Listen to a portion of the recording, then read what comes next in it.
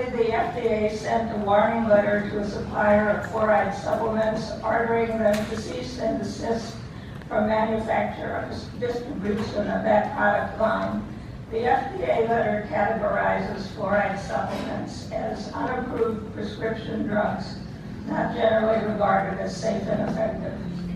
Why should this matter? It matters because Austin's annual water quality report mailed to consumers includes what amounts to an endorsement of such supplements for infants as young as 6 months. The Austin Water Utility website carries the same irresponsible plug. It occurs within the context of what's supposedly a warning against mixing baby formula with fluoridated tap water to avoid dental fluorosis, but it in reality reads more like a fluoride promo because it plants the idea that anyone who dares deprive their infant of fluoride for any reason may have done them a harm requiring early medical intervention.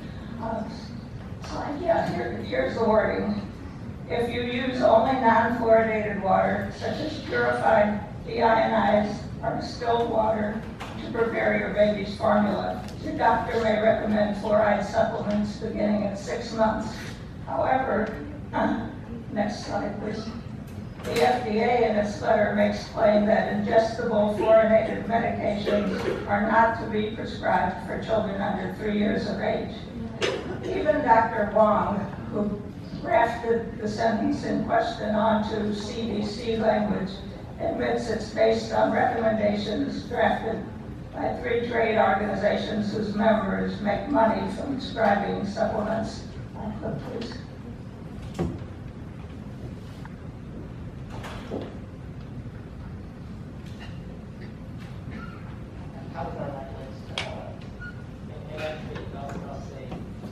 All the CDC statements on the website. For instance, on the CDC website, it says water fluoridation is safe, effective, and healthy. Water fluoridated at a level optimal for oral health poses no known health risks for infants. However, some children may develop enamel fluorosis, a cosmetic condition. And then also, in terms of the recommendations for dietary fluoride supplement and to discuss with the physician. Approved by the American Dental Association, American Academy of Pediatrics, and American Academy of Pediatric Dentistry. Hey, the FDA trumps anything these private groups have to say.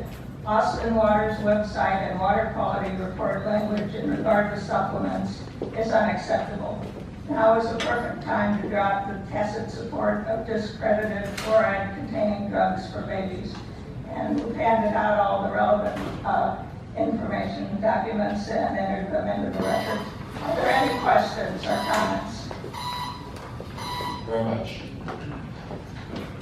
Yes, Ms. Zimmerman? Before you go, so it was San Marcos that there was a referendum in San Marcos, and it was 60% or so that wanted to ban the addition of fluoride. So, in the ensuing years, presumably there'll be some statistical data collected in a city that doesn't have fluoride that could be compared to cities that do have fluoride. So, do you have any idea how long that will take to get that data back? So we can kind of have a comparison group. Well, in the first place, we have to be sure that that comparison is actually being made, that somebody has to do that study.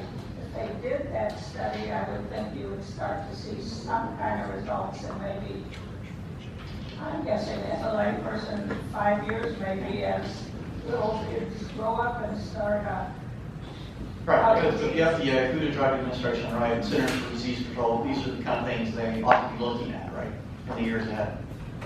they ought to be done. Okay, thank you.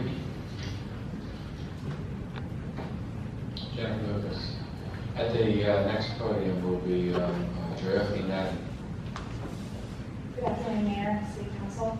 My name is Jennifer Lucas. I'm an English teacher at